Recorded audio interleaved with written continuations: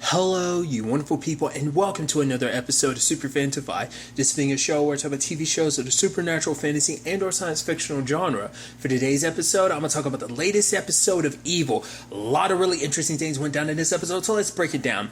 Well, first and foremost, we have like that opening with that comedian and that lady Sonia, and then she starts doing that cockroach joke, and he was like, and there was even that thing of like, oh, he has a gun. I'm like, okay, which way is this going to go? Is he going to be the one that's evil or what? But then she starts doing something. He's like, who are you? She's like, I'm Sonia.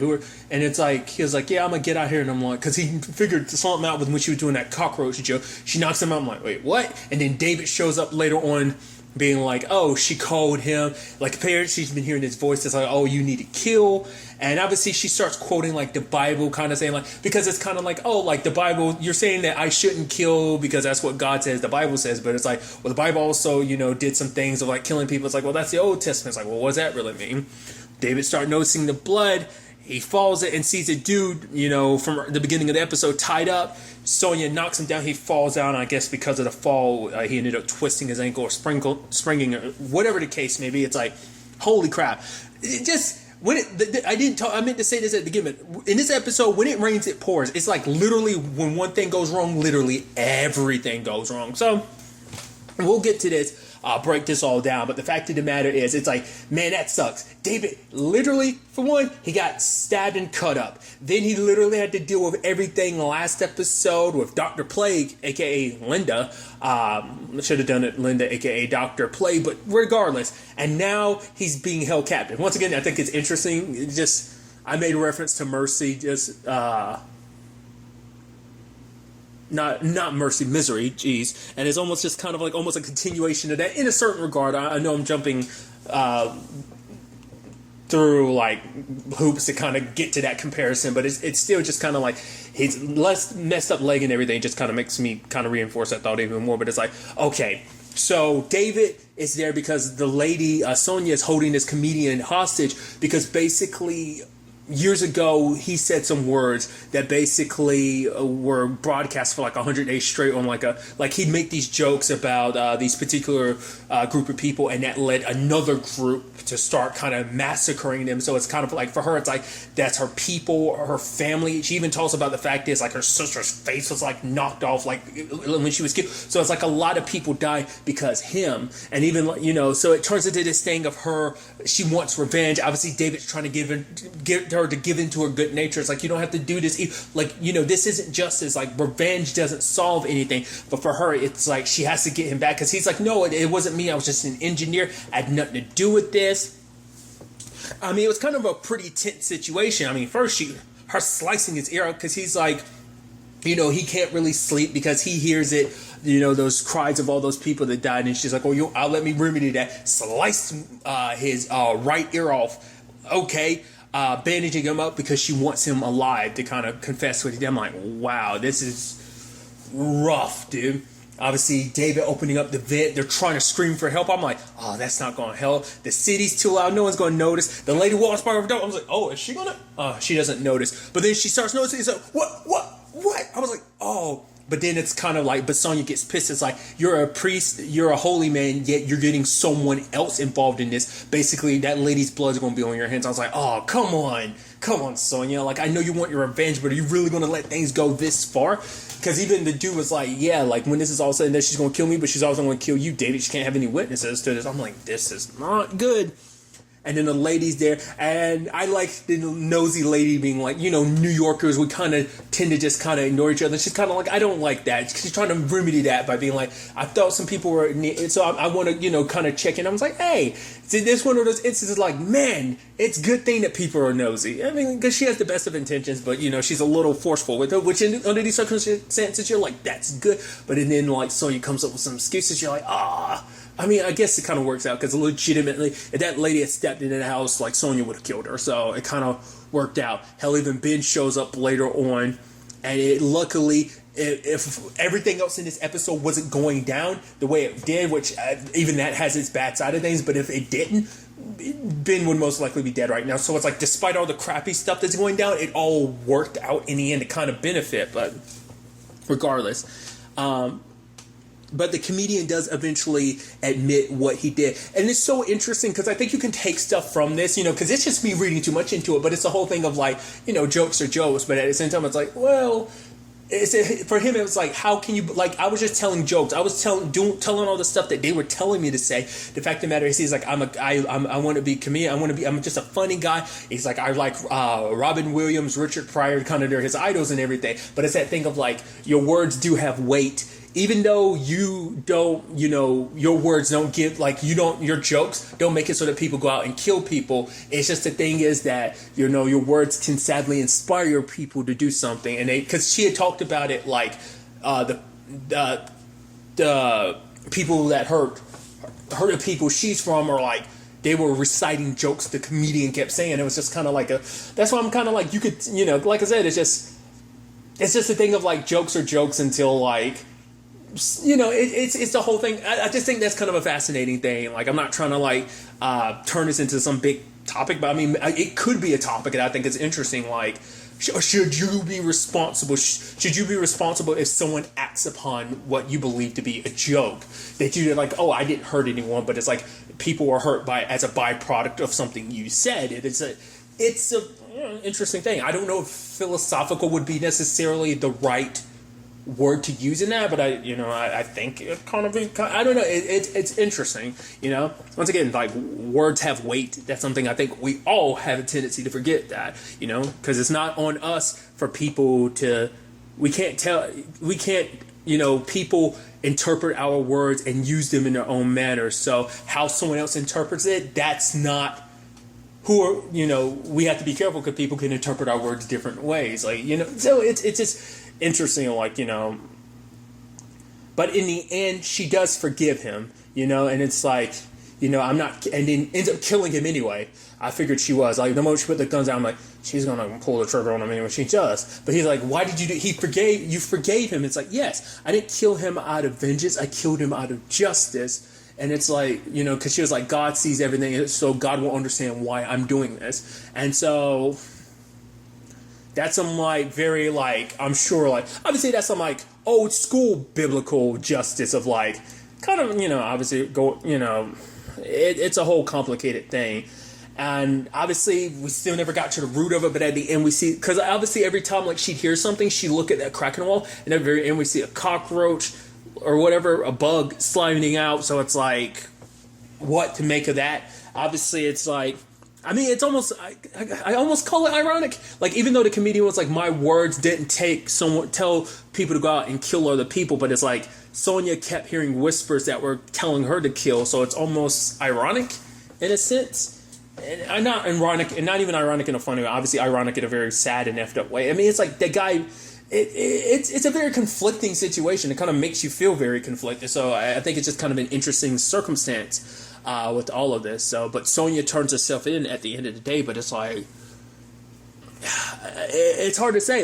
I mean, that's the complication of the human condition. I mean, like that. I mean, I think there's that constant struggle. Obviously, that whole thing about the wolf inside of you. There's a good wolf and there's a bad wolf, and it's like all it comes down to. It's like, which wolf do you feed more? And it seems like that whoever it was or whatever it was whispering to that bad wolf in Sonia, or her anger and her vengeance, kind of, and she ended up siding. Well, she says she forgave, but it's like, I mean, her justice still looks a lot like vengeance, but I don't know what to kind of, make of that. So that's one side of things. Another side of things, and I'm loving what we're doing with Evil. It's like, we came back last episode connecting so much of, like, going back to the Rose 390, like, we're circling back to that.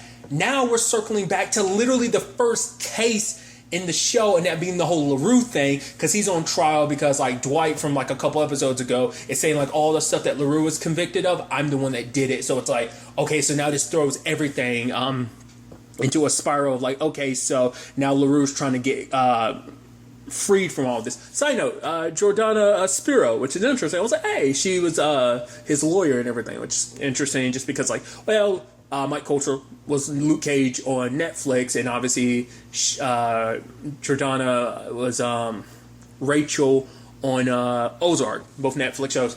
I know I'm making a big stretch, but it's stuff like that always kind of clicks in my head. And I'm like, oh, that's interesting. But nevertheless, it was just kind of like, okay, this is, and obviously, this isn't sitting well with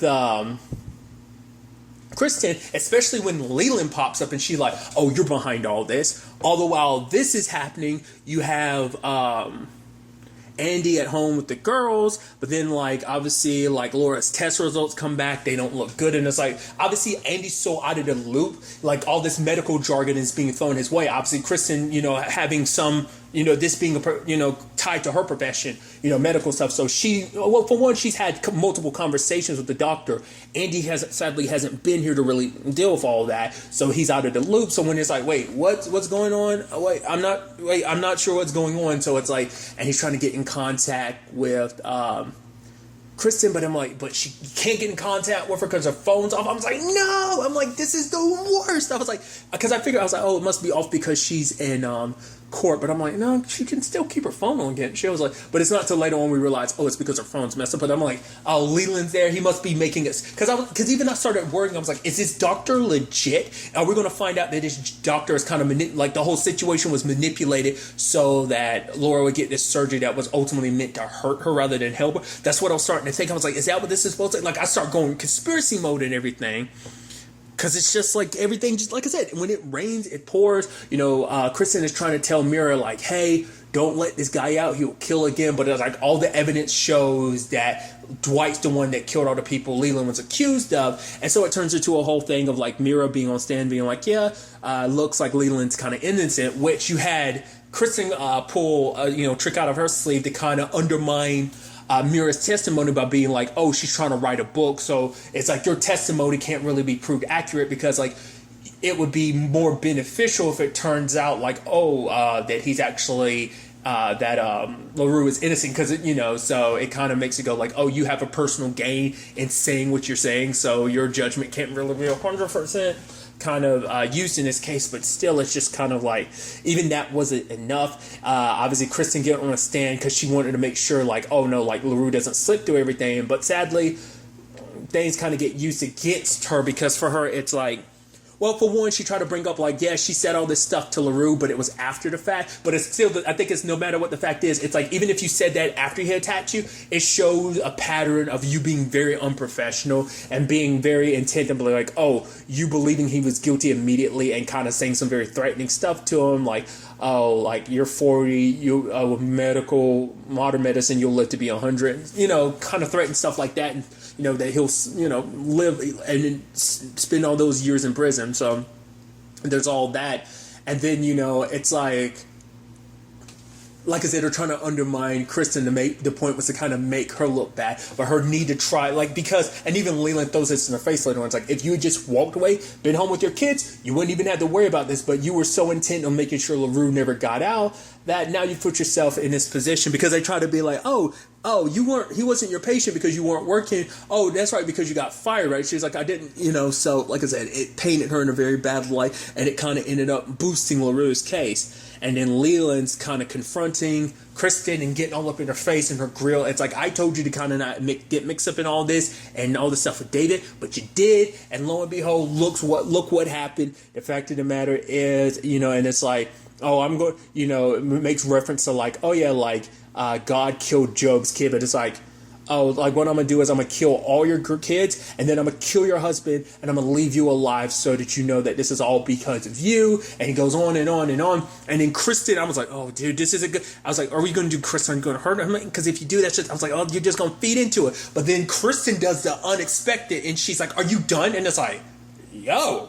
Kristen went off on Leland's ass, and she being Leland, or should I say Jake, and it's yo, she started belittling him it's nothing, of oh, your first wife left you for this, because she was it the first or second wife? I want to say it was the first wife. No, the first wife left you because she wanted kids, but you just couldn't get it up. And I'm yo! And then it's oh, your second wife, all she wanted was the money. And basically, he was kind of the loser. But I mean, obviously, he's a piece of shit loser in the sense that he's just, a terrible human being. But the fact is that Leland, or rather Jake, it seems that whole, it almost seems the whole, him joining up with incels, it almost seems it wasn't him. I thought maybe it was him playing it up because he's trying to, giving humans into their darker inhibitions and stuff like that. But it's like, maybe it comes, there's a little bit of incel even in, Jake, because he even changed his name to kind of get away from his old life and everything. So like and it's like, oh, why? Because like your DNA on the glass, all it took was a good Google search. I had a police friend look into you, and then like, lo and behold, I know who you are, Jake. Because it's like, oh, and why would, if the devil is, the devil, you won't do anything because like the devil needs people to kind of act before, like the devil needs you to act first. The devil can't do anything on its own. It needs you to kind of be tempted first before you can do evil and stuff like that. And it's like, if you were possessed by the devil, like why would they choose kind of like basically a pathetic person like you? You're not anyone special. You're kind of weak, and you're this awkward bastard. It's like, like I said, I mean, it also doesn't. It also helps that Kristen is a psychologist that she is, so she's digging deep, knows what wounds to. She's aiming for his Achilles heel, like slice. It's like, that was badass, dude. I was like, dude, and he was just standing there. I was like, wow. And big boogeyman Leland got taken care of like that. I was like, yo. But obviously he's going to come back with a vengeance. So that's definitely going to be interesting. Ben meets up with Kristen. They go over to the hospital. It's also that interesting thing where Andy's kind of having to see the kids' interaction with Ben. And I know Ben's kind of kind of has to have that thing of like, dude, it's okay. We're good. But because for him, he keeps, because obviously he was like, you can tell me it's okay if Kristen's with you. The thing is, he's met Ben. He's never actually met David, because David hasn't really interacted with her kids. So but it's like there's nothing between Kristen and Ben. If anything, it's between her and David. But the fact of the matter is, like, Andy kind of like, that's why he said that. Like, I mean, if Kristen's with you, he's a little jealous because, because even like his name is there, because Ben was there more so for his kids than he has been, sadly, so.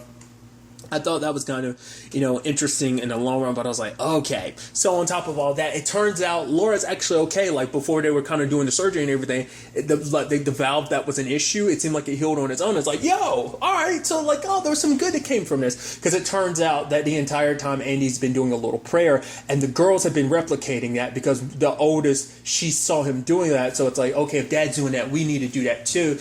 Because the thing is, Kristen obviously isn't the most religious person, but obviously she's working with, the church and everything. So it's like the whole question of like bringing religion stuff in there, even if it's something Buddhist, it's like we should kind of talk about that. But now the girls are doing it too.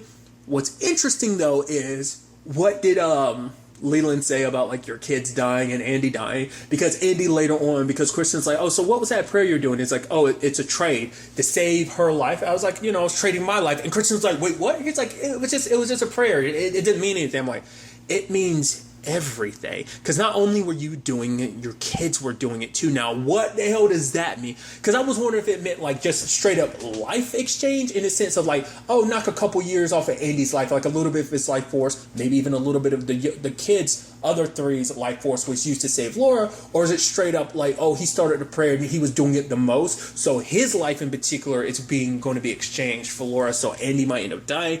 I don't know, because you have Kristen being like, no, Andy, I want to stay with the girls. I enjoy my job here, so I'm be the one to stay. You go do the training and then go to the mountain, stuff like that. Which part of me is like, is that going to be how he ends up dying? I'm like, oh, you can see the foreshadowing of like, oh, that's not going to be well. So then there's that. Then we get our little thing at the end of Leland being so pissed because it's like, oh, she infuriates me. She made me feel small and stuff like that. It's like, so what do you want to like deal with her? It's like, no, can't just rip out her heart or whatever. The fact is, we got a plan to go into. And lo and behold, who's sitting in front of him? A giant goat man. So I was like, that's the devil, isn't it? You'd expect a little bit more red, just because of different iterations of the devil and stuff like that. But we saw the horns and the goat hooves and everything. So I'm like, okay, the show gets weirder and weirder with every episode. I think this is the most extreme, like, yo, like, we've seen demons and stuff like that, but at least they try to pretend like it's in dream forms and stuff like that. The whole George thing, but it's like, that's literally sitting in front of Leland, and it's like, oh, he's like, oh, so what are you? So is it more so like a thing of they aren't actually demons, they are humans who've been either possessed by demons or kind of like becoming pseudo demons, in the sense that like they represent the essence of the 60 Leland in particular? Is that what it's kind of leaning? I'm assuming. I mean, because that was the whole thing of like the whole thing was like, he's supposed to be a demon, but like a demon being so broken down because of like all the stuff that Kristen was saying. That's why I think he's, more man who's acquired demon-like qualities. It kind of represents evil, I think that's kind of as far as it goes, but we'll see. Like, I'm like, that's so interesting because it's like, okay, still keep going with the plan, and then we'll both work together and kind of rip out her heart and eat it or something like that. I'm like, wow, this is nuts. Holy crap. Which is interesting timing considering, like, wasn't it today, the Chilling Adventures of Sabrina? Yeah, because I think I recorded that today. Or was that yesterday? No, it's yesterday at the time of me recording this, because, like, it's like 2 o'clock in the morning at the time of me recording this. Regardless, going on a tangent and stuff like that. I just think it's interesting, timing and stuff like that. But it's like, that's all crazy. I am so curious to see where all this takes us going forward into the next episode, because David's going to have to be more careful from now on too, because it's like, you're literally not fully well enough rested. I mean, and even then it's kind of like you were beaten down and then you're beaten down again and now you've been beaten down a third time. It's just kind of like, dude, you were, like I said, when it rains, it pours. But like I said, despite all that, if it wasn't for all that stuff going on with Kristen not being able to get in contact with her, Ben would be dead right now because Sonia would have killed him just to kind of get him out of the way. So, like I said, there were benefits to it, but obviously everything with Andy and the girls doing that prayer that might have saved Laura's life, but might have come at a cost. I'm curious to see what that also does for Kristen, who is kind of a non-believer in all of this. Realizing like, oh, it's kind of a miracle that saved Laura. There was also the thing of like, because David had talked about praying for her, but it's like now of all times it heals, like especially after all this stuff that Andy was talking about the trading with it. So like I said, we'll ultimately have to wait to see where all of this, including Leland's plan that he's a part of and everything. So like, seems like he's number 2 under this whole operation. Like I said, we'll kind of have to wait and see where it all takes us going forward. But really, that's all I want to talk about. So the next time we meet, be happy, be safe, live life to the fullest, and enjoy it. Good day and goodbye.